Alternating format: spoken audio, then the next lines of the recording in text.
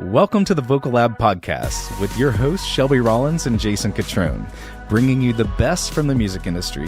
Get ready for first-class conversations packed with exclusive techniques and transformative insights, all designed to help you reach your top note. Hello, everyone. Welcome to today's episode of the Vocal Lab podcast. Yes. What's up? You know, just drinking some water out of my Vocal Lab coffee mug. Making people think we're drinking coffee all Filming day a long. podcast. But it's water. Yeah. It was coffee in our the episode we filmed before this episode. Yeah. That was coffee. Now I've transitioned to water. Yes. Do you drink coffee at night, or are you like a... Unless it's decaf.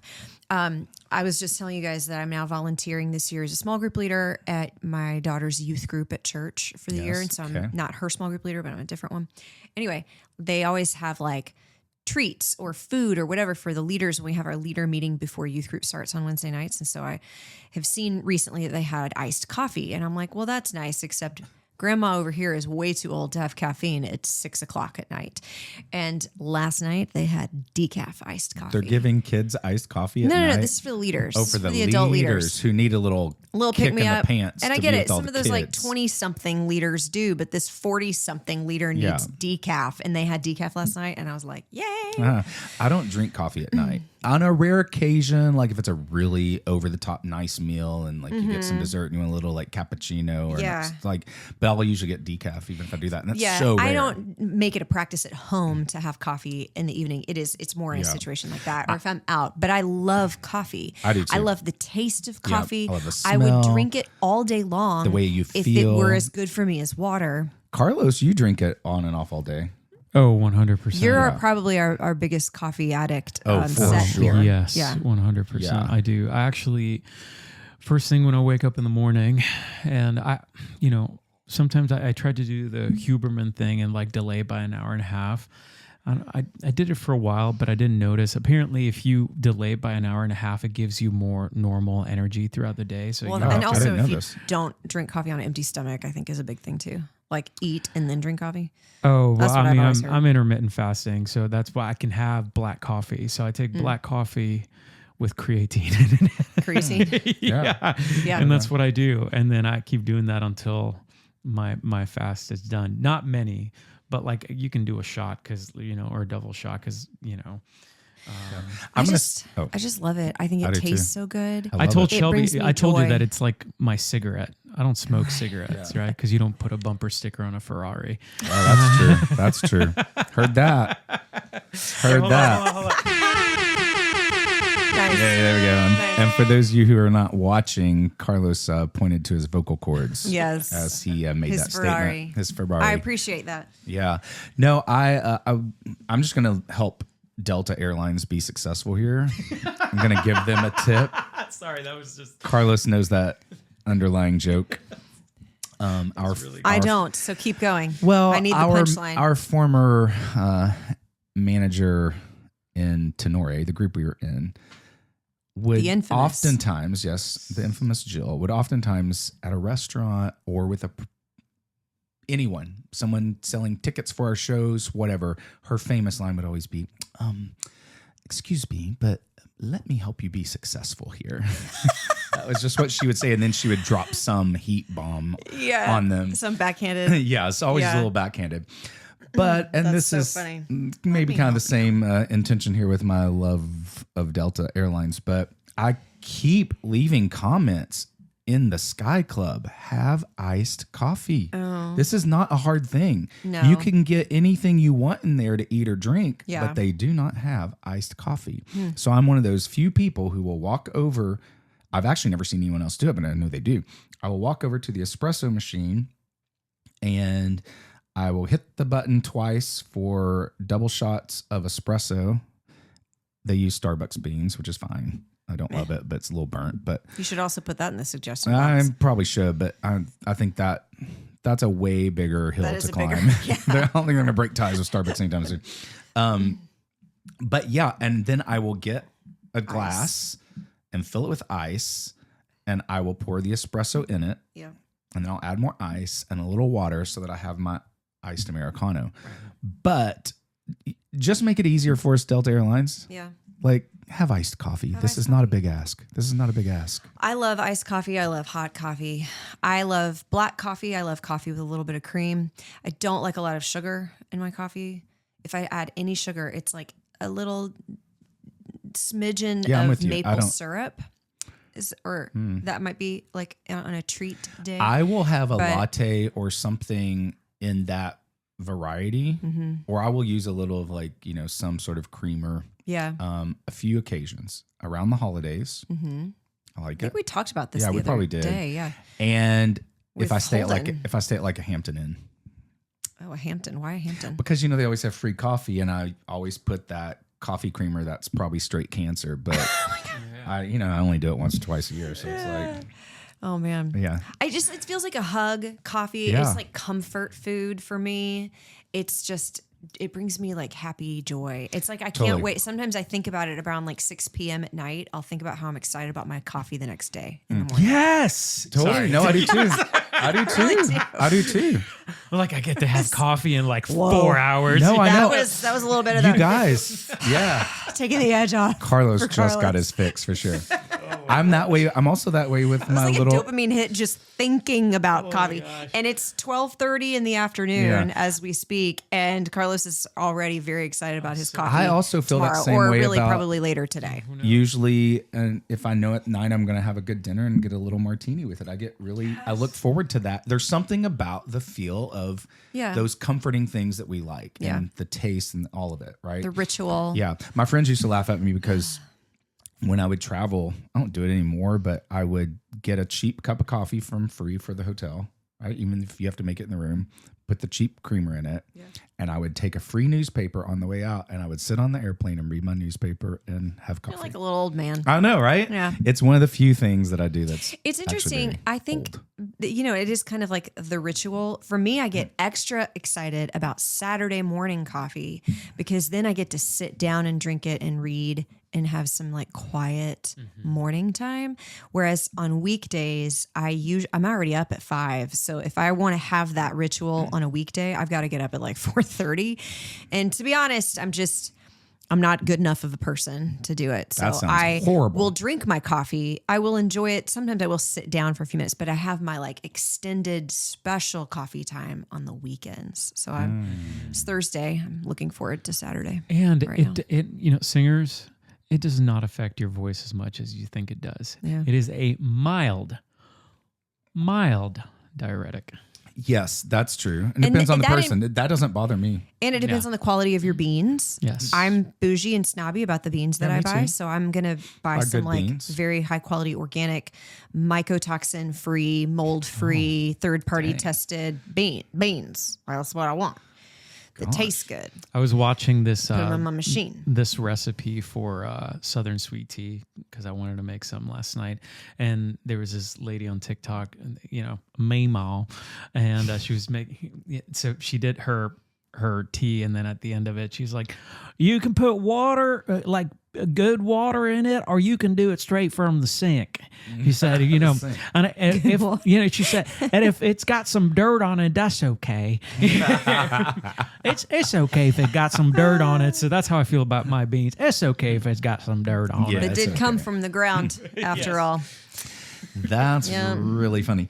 I get asked that all the time, though. Is it okay to drink coffee? It is okay. And I'm like, listen. The stress of worrying about it is worse. I know. Well, it depends on the person. Our good friend, Dr. Reena Gupta, she gave me strong advice on that one time. What was it? And I've seen her write some articles about this or newsletters also. It doesn't affect your voice. Unless you drink coffee, that is basically a latte. The milk can bother you. Obviously, or the dairy, whatever, or the dairy substitute, whatever. Or even, honestly, yes, even dairy substitutes. People are like, oh, dairy, big X, like don't do it. And I'm like, so you're going to instead drink your plastic fake creamer, which is like things that have a ton of seed oils in it, added sugars and stuff like that are big culprits inside of oat milk. So glyphosate's also a big part of that, or in almond milk or coconut milk. In fact, coconut milk is usually one of the more pure ones, but you have to get some kind of, you have to read the labels, see what's in those things. But yeah. Well, and that, I think that's since we're on this topic all of a sudden, like it's the other things that affect the voice more, right? The sugars, the additives, the dairies or non-dairies, the greases, and it's individual.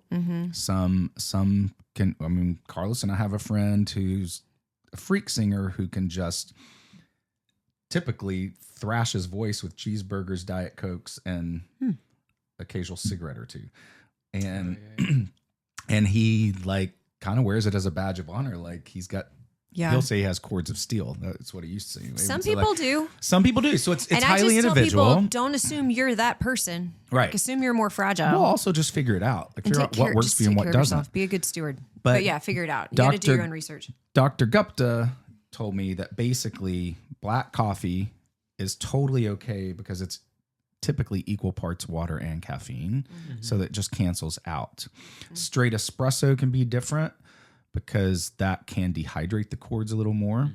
And that's typically what I do is just straight espresso, but I fill the thing with ice and let it water down over a couple hours. So that's my personal little thing that I do. But yeah, it's like figure it out. And overall, hydrate. Don't let the devil singers. steal your joy. That's right. Hydrate. Yeah, drink a lot of water. That's it. Yeah, that's the episode, everyone. Have a good day. Yeah, that's it. That's it. No, let's get to our topic today. We're going to talk. Speaking of the voice, things that affect the voice. Oh, good transition. There we go. One of the infamous judges, pop/rock stars of our time, Adam Levine, is going to be our topic today. The lead singer of Maroon 5, as most of you know, and probably love him. He is, I tell you what, I've seen him twice. And the first time I saw him because it was him and Kelly Clarkson, or Maroon 5 Kelly Clarkson at the Hollywood Bowl. And my good friend Jamie Pollich, amazing vocalist here in Nashville, jazz artist, beast of a singer, was doing backups for Kelly at the time. So I went to the show. She got me tickets. Cool. And I wasn't really excited to see Maroon 5. Like, I like their music, but I wasn't like, oh my gosh, I've always wanted to see them. No, I was excited to see Kelly. I would have peed my pants a little bit to see Kelly. Oh, yeah. Love and her. so, and she blew me away, obviously. But so did they, because it's like the recipe's all there, right? And it makes sense. Every song's a hit. You know every one of them, even if they're not your favorite. So you're going to enjoy it. And he is a little rock star. He would just most of the show is just him with an unbuttoned shirt or no shirt, walking from side to side of the stage and striking model poses. And the crowd goes, ah! Yeah. I mean, it's just this little recipe that they have. And so it was really, really great, I have to admit. And then I saw him last fall at a private concert that he and, Maroon 5, I have to say, and Gwen Stefani were the artists for about 2,000 of us, and it was amazing. And I was like right in front of stage. And again, it was like just so cool. So, as you all know, he's been a big face and talent of The Voice, the show, Carlos's alma mater. Yeah. His alma mater. But was he a judge on your season? Yes. He was. Yeah. Okay. Yeah. He actually turned for me. Yeah. And I turned him down. Hey. We like Adam. Maybe we like Michael Bublé more. Yeah. He turned We him do. down. We love the boobs. Yeah. Oh, hey. Okay. not what I meant. Shelby, tell us what we're talking about today with Adam. Okay, so Adam has one of the most recognizable voices of a generation. That's fair I to would say. say his voice is always one where you can hear a song of his that you've maybe never heard before, and you'd listen to it and be like, oh, this must be a new Maroon 5 song because this sounds like Adam Levine. Yeah. He just has a super recognizable voice. I remember thinking that when I was watching the Paw Patrol movie with my kids, and Maroon 5 has a song on the soundtrack that plays at the credits at the end of the movie, and I was like, this is a little bop, and I was like, oh, that's Adam Levine. Like, I've never heard the song, but that was a moment for me because I know his voice. Well, he just dropped a new record called Love Like This. Love is like. Love is like, my bad. And it's a bit of a detour from the sound of Adam's voice that we have all known for his whole career. And he's been open about this. He's been open about Talking it. Yes. I'm going to do something different. So I'm going to read this little snippet from an online interview. In a recent interview on Most Requested Live, Adam Levine discussed the evolution of his vocal style on Maroon 5's latest album, Love Is Like. He mentioned that he intentionally sought to explore a deeper part of his vocal range, aiming for a more grounded and resonant tone. This shift reflects his desire to bring a fresh dimension to his performances and connect with listeners on a different level. Levine's exploration of his vocal range is evident throughout the album, where he experiments with various styles and techniques. This approach has sparked discussions among fans and critics alike, highlighting his versatility and commitment to artistic growth. Which this is obviously a very positive spin on this, but this is a risky move for an artist of any amount of fame. And we saw this with Adele. She went through hell when that rhymed. Adele went through some hell. Yeah. Now hers is a little bit of a different situation. She had such a traumatic vocal injury that she had to recover from, had vocal surgery, and then her voice was different on the backside of that. And people were freaking out. They were like, oh my gosh, you don't sound the same. Yeah. And meanwhile, as a coach, I'm like, well, she sounds healthier, so I'm here for it. Totally. But she got a lot of crap for that, and people were very concerned. This is not the brooding Adele that we know and love. So anytime an artist makes a different artistic choice, they run a risk, but yet shouldn't they have the right to do that, to explore something different in their voice? What makes something different in their own voice less authentic, right? Still their voice. And I kind of love it, to be honest. And so are we going to play a little snippet so we can kind of hear what we're talking about? Let's give them a little example of what we've all loved and known about Adam and his vocal for years.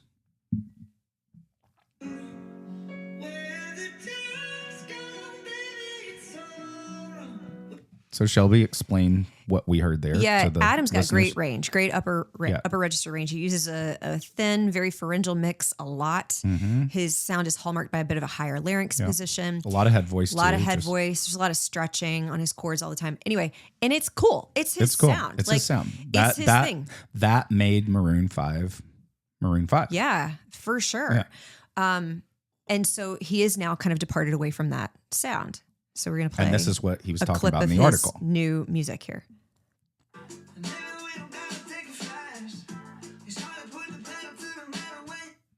Now you can hear still some of that brightness in his voice, but there's a bit of where if I were to think of even the spatial resonant space of his before voice is going to be way more up in here. Yes. The higher part of his higher half like of the he's space. Wearing a Zorro mask of sound. Yes. I like that. I love it. That just came to mind. I love Zorro. Isn't that what he did? Yes. Now he's exploring the lower half of his face, of his mouth cavity is more of a dominant resonating chamber for that sound, and it's sitting a bit more in his chest. Literally, the notes here are a bit lower. Yes. But even if it was still high, or even in the middle, it's not just about the notes specifically, but the placement, the resonating space, and the tone and timbre that naturally comes out. It's just deeper. It's a thicker amount of density on the chords vibrating themselves. Yes. So it's a very different sound. It's got a little bit more speech level characteristics to it. And for those of you non-singers out there listening that are like, what is all this stuff you're talking about? No, people just open up their mouth and that's what comes out. Yes, at some point, but there are so many things that go into developing one's sound and developing one's vocal. And if you're an artist who actually does that, and side note, you should, you will have many options. And that's what he's really tapping into here is like, he spent so much time with this thinner, higher part of his vocal range. And to note there too, it's fair to say his vocal cords are much thinner than mine. Yeah. Right? Just in naturally how he talks and how he sings, so easily up in there. And for a visual reference for you guys out there, like imagine looking in the belly of a piano and the lower notes are thicker chords and the higher notes are thinner chords. Or guitar strings. Right? That's all these things were based off, these early days of figuring out, music and right. But frequencies and sound waves. All that stuff. But to your point, the interesting thing is that the piano, depending on what it is, if it's a baby grand, or an upright, it's going to have the same resonance cavity. Yes. And while we have based on the size of our head or whatever, you know. You got a way bigger head than me. I don't know about that. That thing thick. But because we have, you know, individual resonance cavities, but, you know, we can manipulate our vocal tract. And so that changes our harmonics and our formant clusters, which is why whenever formant clusters. Yeah. I bought some of those at Publix the other day. Were they BOGO? Were they BOGO? They were BOGO. Were they BOGO? We've been having a lot of conversations about Publix BOGOs. You guys, I love me some BOGO. That's a buy one get one free out there. But do not sleep on the Publix. We need BOGOs. the BOGO clusters for the for the formant clusters. I've never heard that. But a that's formant why. cluster. But that's why it hits you different in your ear too. So like, Yes. you know, And honestly, you can two, manipulate it. honestly, you two, this is one of my main arguments when people are like, why should I take lessons? Like I got this thing going. Why do I need to work on my voice? It's this very thing. Yeah, you can do more. You can experience yes. more. I worked on this yesterday with an artist who's coming in and she's really not ever been trained, but she's discovered she needs to work on some stuff. So she wanted to work on a song. She has to record it next week. And she was like, I don't like this word. And I was like, oh, okay, well, so it's kind of sitting like this. Kind of going like, more. And I was like, what if you went more? And so she did. She was like, oh, that's so much prettier. And whether it is or isn't is an aesthetic, like a subjective thing. But the thing was for her is I'm so used to hearing it here.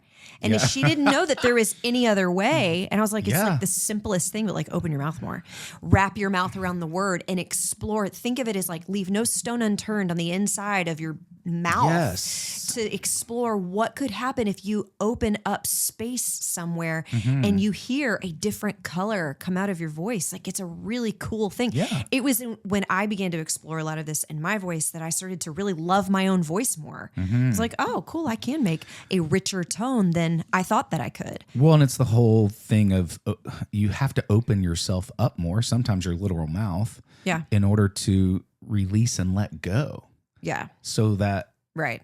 people beyond you can enjoy and experience what you're actually expressing, you know, and there's so many analogies, you guys, and that's what we do when we're coaching one-on-one with artists is really helping them understand deeper each of these levels of their person, their instrument, their voice, their art, all of it.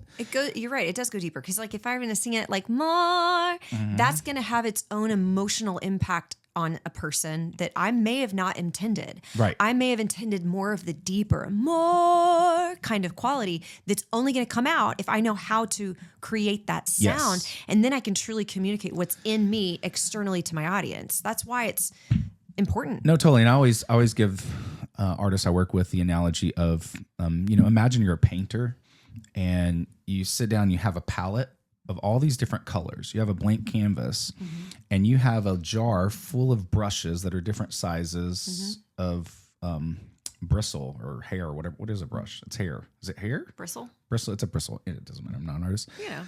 And so you have all of these options to make the painting that you're visualizing. Yeah. Right? Now that could come out and be incredibly colorful with lots of different brush strokes and styles and swoops and sways and everything. Or it may just be like this painting that you see in my living room that's really just 2 or 3 different shades of brown. But it's an amazing painting of this man's face. And so the point is get your palette and your brushes with full of options so you can create what you want to create. Don't just settle for what you have as a singer. Yeah. And they're still your colors and your brushes, totally. right? So for Adam Levine, he's painting with a different brush. Yeah. He's picking a different color. And it's so cool. It's still his. Actually, when I started the crooner record, I sat down with you and we worked a lot just exploring different types of resonance, right? Because I don't sing with a lot of pharyngeal or nasal resonance. I don't speak with a lot of it either necessarily. There's definitely more like, you know, baritone-y, warm, rich chestiness to the color. But it was fun to dabble in that and even express some of it in certain ways inside the songs that I was bringing to life. Yeah. You know? And so do we know, I don't know when did this record drop? Recently. Like within a few weeks? No, it's been maybe a month or so. Okay. Has there been much outrage? Have people been... Clearly you're a super fan. Is he catching some crap for this? Because people are not going to hear it and be like, that's Adam Levine. They're going to be like, who is this? Not enough that I've heard his buddy, gosh, why does his name just escape me? Who hosts The Voice and also on Today's Show?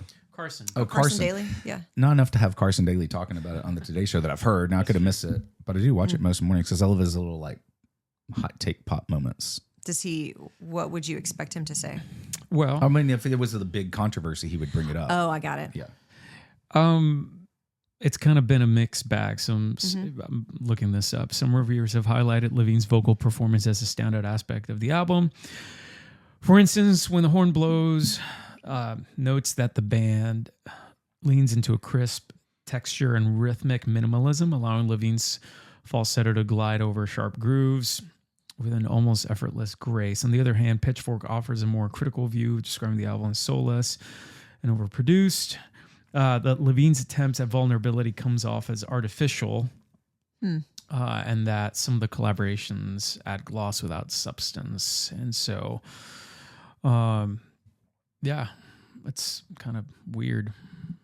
Well, and whether he changed his own voice colors or he kept it the same, a new record from a band that's been around for a while. And when was the last time they put out a record? It's probably been a little while. It's been a long time. Yeah. So anytime you're going to come out, especially after a long absence, I feel like you're always teeing yourself up for all the criticism, right? All of the potential rejection or whatever. And then all your fans that are going to love it and love it no matter what you put out. So you're always putting yourself in a vulnerable position, regardless of changing your voice. That just sort of, I think, heightens the intensity of the conversation. Yeah, I think I've thought about this recently. I think it's a really interesting thing. And obviously I'm a huge fan of Michael Bublé beforehand, but I think he's in a very interesting place because he's one of the few artists that can keep putting out new music because that has old songs, but also new music, and people want to hear the new music. Because if you're a band like Maroon 5, you unfortunately end up becoming a cover band of yourself because longer that you exist, people just want to hear the hits. Old stuff. This love has taken its toll. You know who else is like that? I want to hear him sing that song with this voice. You know who else is like that is Lady Gaga, because she just kind of does everything. Yeah. You know, and Kelly Clarkson, you throw in there like a Jennifer Hudson. Kelly's just in a different galaxy. Yeah, there are a few, but you're right. By and large, I'm excited as you go on, people just want to hear the hits. I'm excited about Kelly's new show. Have you seen this? This is a detour of this conversation. She's about to host a show. I don't know if it started airing yet. I think it has. Where she's basically getting the story behind the song from very famous artists. So she's sitting down. Behind the Song or something? I think so. She's sitting down with like the Jonas Brothers and massive artists, legacy artists that have been around forever, and talking to them about what was it like when you wrote this song. Oh, Songs and Stories. Songs and Stories. There you go. I'm excited about this. Yeah, I think that's going to be fun. Is that going to be a TV show? Yeah, it's like gotcha. So it's basically going to be like a network podcast. Kind of. Yeah. Basically. Pretty much. Yeah. And I also think it's safe to say, is it necessarily bad that people want to be critical of that record when it comes out? That's really what you want. Is that like no reaction? Press is bad Yeah, press? you want kind of an idea. Totally, you want people responding, talking about it. Yeah. So in some ways, it may be better off that this little diversion is getting a lot of buzz because it's going to force people to listen to it. Yeah. Where you might just clock in, it got us listening. Yeah. Right. And so it's actually brilliant when it comes down to it. And a super diehard fan is not going to leave you because you're singing out of your chest voice more all of a sudden. Right. I know. That's like, that would be crazy. Yeah. You got some bigger issues if that's what gets your panties in the wad, Seriously. I like it. The little bit that I've listened to so far, I find it kind of compelling and interesting. Yeah. And maybe it's also the reality of I do know what his voice has historically sounded like, and this sounds very different. Yeah. But it doesn't sound forced. Mm-hmm. And that is an important distinction. Mm-hmm. I think I would have had the opposite reaction if it had been this in reverse. If he had always sounded like this new sound, and then all of a sudden he went into that nasally higher larynx space, I'd be like, why are we doing this? All of a sudden. And that is in my opinion, the result of speech level singing and how it makes you sound like how you speak. And so if he's now sounding he has a nasal speaking voice, but now that he is sounding a little bit more registration wise, like his speech level area, and without the exaggeration of that, but a little bit more sitting in that kind of organic flow, it feels organic. It feels not forced. It feels kind of easy. So maybe he's also like, this is going to be easier to sing as I get to be 70. I know. He may be future thinking. For real. Yeah. Because I have wondered, singers like him, where you're having to stay in such an elevated lyrics position for such a long time. That's fatiguing. It is fatiguing. Even when you do it, quote unquote, right. You do it in a safe way, which I do think he sings in a mix Seems a lot. To be, yeah. He's not screaming from his chest all the way up there. He's in a mix, which safeguards, but it's not a silver bullet. What is the word? It's not like some immunity pass forever, like a get out of jail free card. It's going to still take its toll. So yeah, that's a good point. Let's ask Adam, would you like to come on our show and talk about it? Yeah. That's why I let Carlos have all the B flats now and the A's. I'm so happy, you guys, with just the G sharp, and most days just give me that C and D and just like croon on through it. That's easy breezy. I don't miss those beautiful days cover at all. lows. I can still hit them. I just don't feel the need to sing them anymore. I know, just because you can doesn't mean you should. Occasionally I will pop into my studio and I did it yesterday and put on a song and just like hit something because I can, or in the car driving, do that a lot. Yeah. But like, I personally have no desire anymore to stand on a stage and hit a A or a B flat. Like that pressure is gone, it is a lot and of pressure. It feels amazing. Carlos still throws them out there, and they're paying too much money for me not to do it. Yeah, and so maybe that is forethought in his mind as well. Like, let's do some stuff that's going to be easier over time. Yeah, because you'll get singers that come in and they want to work on this song, or they wrote it in a key and then they can't do it live, right? And I'm like, hey, maybe don't write it in this key, and then you won't feel that extreme pressure anymore. But also, it's okay to lower the key of a song, and nobody wants to do that because they feel like it's they're faking it, or they're not good enough. It's like I've had a few guys. Put your ego down, lower these keys. Totally. Stop doing these crazy octave jumps. Like, who are we trying to impress here? Yeah. You know what really grinds my gears? What? Is how often I hear this in worship music. Oh yeah. Like, stop it with these octave jumps. No normal human, even the really good singers on stage are barely surviving the octave jump. What do you think these people in the congregation they can't do it? They can't do it. They're just watching you struggle. Yeah. They're not singing along. No, it's ego check for sure. I'm like, stop writing songs like this. Everybody writes songs in their bridge, though. I've had, you probably too, have had a few guys come in wanting to sing Benson Boone out of the gate. And I'm like, especially the Beautiful Things song. I'm like, let's go to Sinatra and start and build up to this. It's like Beautiful Things is not even his hardest song. What's that? That's not even his hardest song. I haven't done a deep dive. It's hard, but it's not his hardest one. But yeah. He's a freak. Yeah, he's a freak. He's wildly talented. Yeah, definitely. I'm a fan. My kids for sure. Also, still young. So young. Yeah. You know who's super young? I just discovered Freya Sky. Do we know who Freya Sky is? Nope. I'll tell you. She's in Zombies 4. Oh. So this has come up now in like 3 episodes because Zombies and Descendants of the Disney Empire has now been up in my grill because of my middle school daughter. Shelby's gauge of all coolness right now revolves around her depth of knowledge of zombies. She's like a kid. She's 16, right? I think 15. Oh my God. And when she filmed that movie or got cast in it, she had to have been like 13. That's crazy. And I thought she was like 18. She looks young, but they all look young. I don't know. But I realized, like, oh my gosh, somebody told me just the other day. They're like, no, she's 15 years old. I was like, come again? What? That's the thing about that. She can't even drive a car. That space of entertainment in especially the LA world, you're not really sure if this person's 12 or 29. They can like move in and out of those spaces because younger kids look so much older now, and 20s still look 20s, and it's like, it's fascinating. Because people get cast for these roles and they may be like literally maybe like 26 and they're playing a 15-year-old in a high school. It's like, oh, that's crazy. Yeah. She was, I think it was kind of the opposite, right? She was really she young, playing in probably older. But you were shocked because she looked a little older than I don't know how old you would have imagined her character to be, but I would have imagined maybe like 17 is maybe the character's age. They don't really I still haven't seen this. Well, they're zombies. She is a daywalker, actually. And anyone who is a See, Gen Z I've never seen or this. Gen Alpha listening to this podcast, I don't know that Gen Alphas listen to podcasts, but they were very impressed with me that I know that. It is a zombies movie, but apparently in all of them, I've only watched Zombies 4, but in all of the zombies movies, they add like a new fictitious, creature to the storyline. Sure. So the first one's zombies. The second one, I think it's werewolves. Okay. The third one is aliens. Okay. And then the fourth one is vampires and daywalkers. And they're teasing the fifth one is maybe like mermaids or something. I don't know how they're going to do that one. But I've not seen any of this. Well, Anyway. I say we should probably Go eat some formant clusters. I was going to say that, Carlos. You stole my joke. Dang, we are getting on the same wavelength. I was literally going to use that.